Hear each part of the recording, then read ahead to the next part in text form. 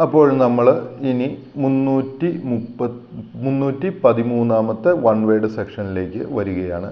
Okay, അതായത് illustration 4.2 ഇവിടുത്തെ tropic movements എന്നുള്ള ഭാഗമാണ്. Okay, phototropism is the orientation of plants or other organism in response to light. അപ്പോൾ നമ്മളോട് ചോദിക്കുകയാണ് വാട്ട് ഈസ് ഫോട്ടോട്രോപ്പിസം എന്ന് ചോദിച്ചാൽ നമ്മൾ എഴുതുക phototropism is the orientation of plant or other organism. Phototropism എന്ന് പറയുന്നത് പ്ലാന്റുകളുടെ, സസ്യങ്ങളുടെയോ അല്ലെങ്കിൽ മറ്റ് ജീവജാലങ്ങളെയോ എന്തിനോടുള്ള ഇൻ റെസ്പോൺസ് ടു ലൈറ്റ്, അവ പ്രകാശത്തോട് എങ്ങനെ പ്രതികരിക്കുന്നു അല്ലെങ്കിൽ പ്രകാശത്തോടുള്ള പ്രതികരണത്തെയാണ് എന്ത് എന്ന് വിളിക്കുന്നത്, ഫോട്ടോട്രോപ്പിസം എന്ന് വിളിക്കുന്നത്. ഓക്കെ, ഇനി 314ാമത്തെ ചോദ്യം. The orientation of plant or other organism towards the source of light is positive phototropism. അതായത് നമ്മൾ മനസ്സിലാക്കുക, പോസിറ്റീവ് രണ്ട് തരത്തിലുള്ള ഫോട്ടോട്രോപ്പിസം ഉണ്ടായിരിക്കാം അല്ലെങ്കിൽ പ്രകാശട്രോപ്പിസം ഉണ്ടായിരിക്കാം. ഒന്ന് പോസിറ്റീവ് ഫോട്ടോട്രോപ്പിസം, രണ്ടാമത്തേത് നെഗറ്റീവ് ഫോട്ടോട്രോപ്പിസം. അപ്പം ഇവിടെ ഇപ്പോൾ ഒരു പ്ലാന്റിന് അല്ലെങ്കിൽ ഒരു സസ്യത്തിന്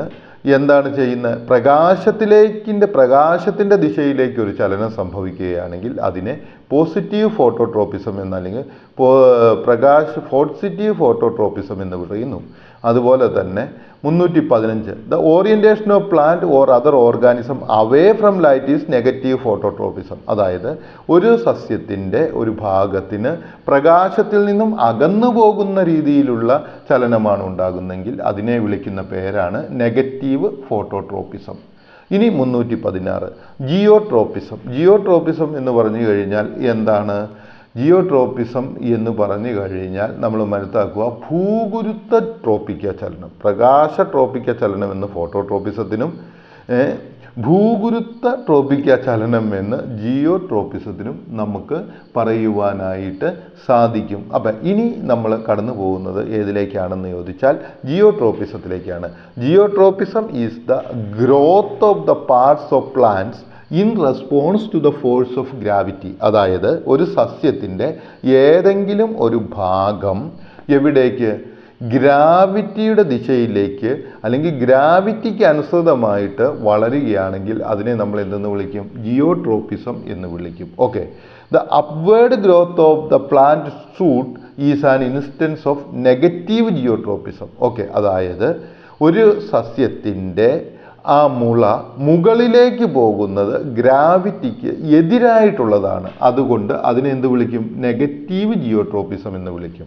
എന്നാൽ ഒരു സസ്യത്തിൻ്റെ, നമ്മൾ മനസ്സിലാക്കുക 318ലേക്ക് നോക്കുക, ഒരു സസ്യത്തിൻ്റെ വേരുകൾ ഗ്രാവിറ്റിക്ക് അനുസൃതമായി താഴേക്കായിരിക്കും പോകുന്നത്. അതിനെ എന്ത് വിളിക്കും, പോസിറ്റീവ് ജിയോട്രോപ്പിസം എന്ന് വിളിക്കും. അതായത് ഗ്രാവിറ്റിക്ക് അനുസൃതമായിട്ട് പോകുന്നതിനെ പോസിറ്റീവ് ജിയോട്രോപ്പിസം എന്നും ഗ്രാവിറ്റിക്ക് വിപരീതമായിട്ടുണ്ടാകുന്ന വളർച്ചയെ നെഗറ്റീവ് ജിയോട്രോപ്പിസം എന്നും പറയുന്നു. എനിക്ക് തോന്നുന്നു 317ഉം 318ഉം നിങ്ങൾക്ക് മനസ്സിലായി എന്ന് തോന്നുന്നു. ഇനി 319ലേക്ക് പോകാം.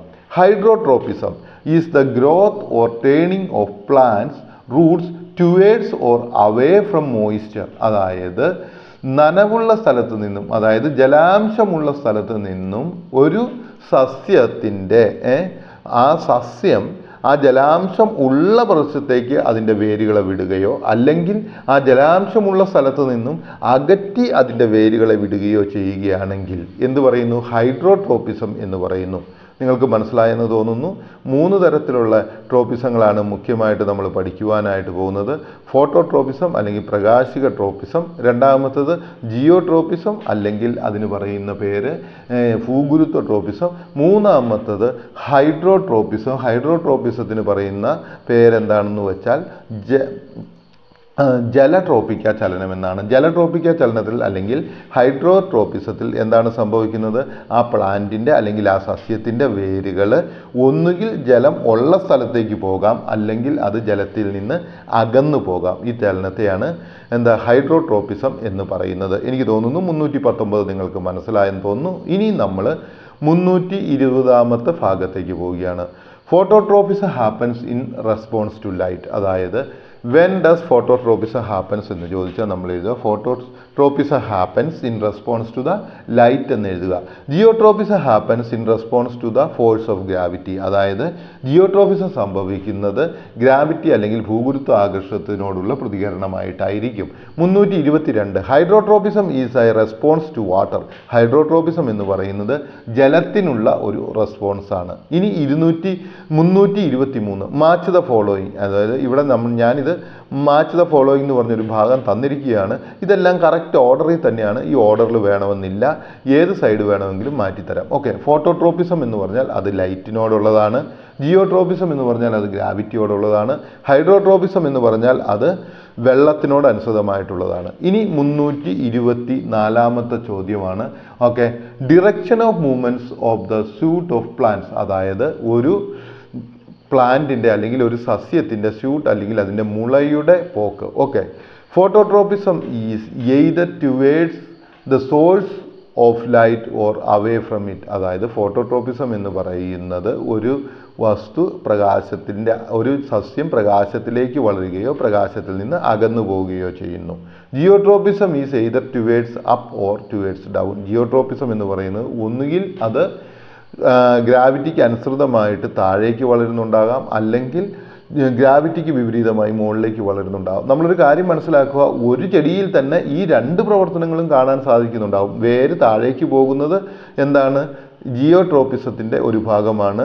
അതേ സമയത്ത് തന്നെ മുള മുകളിലേക്ക് പോകുന്നതും ജിയോട്രോപ്പിസത്തിൻ്റെ ഒരു ഭാഗമായിട്ട് നമുക്ക് പറയാം, ഗ്രാവിറ്റിക്ക് വിപരീതമായിട്ട് പോകുന്നു.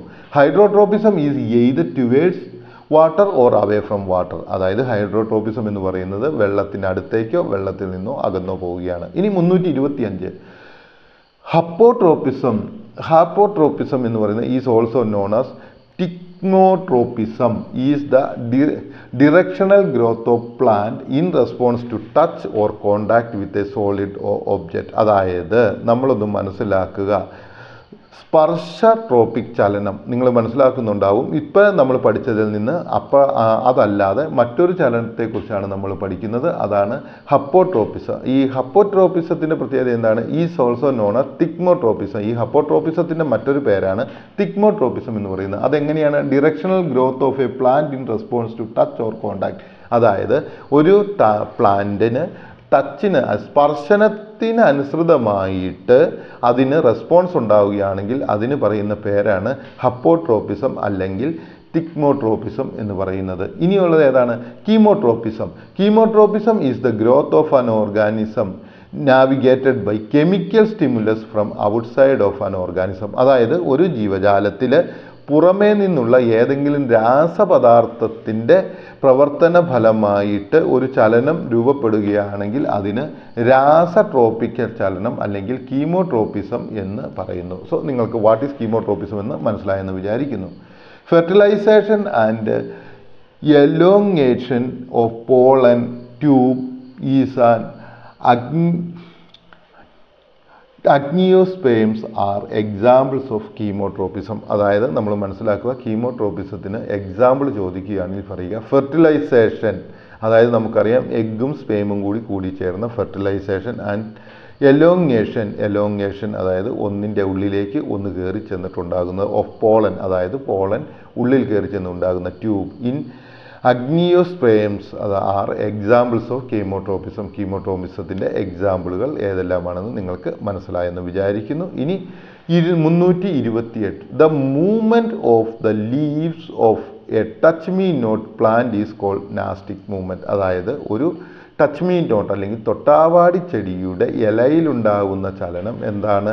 നാസ്റ്റിക് ചലനത്തിന് ഉദാഹരണമാണ്. ഇനി 329 nastic movement is not a directional movement. അതായത് നാസ്റ്റിക് മൂവ്മെൻറ്റ്സ് ഒരിക്കലും ഒരു ഡിറക്ഷണൽ മൂവ്മെൻറ്റ് അല്ല. ഇനി 330 ചോദ്യം in nastic movement plants part response to the stimuli. അതായത് നാസ്റ്റിക് മൂവ്മെൻറ്റ്സിൽ പ്ലാന്റിൻ്റെ ഭാഗങ്ങൾ എന്ത് ചെയ്യുന്നു? ഒരു ഉദ്ദീപനത്തിനോട് റെസ്പോണ്ട് ചെയ്യുക മാത്രമാണ് ചെയ്യുന്നത്. എനിക്ക് തോന്നുന്നു ഈ ഭാഗങ്ങൾ നിങ്ങൾക്ക് മനസ്സിലായെന്ന്. ഇനി നമ്മൾ അടുത്ത സെക്ഷനിലേക്ക് പോവുകയാണ്.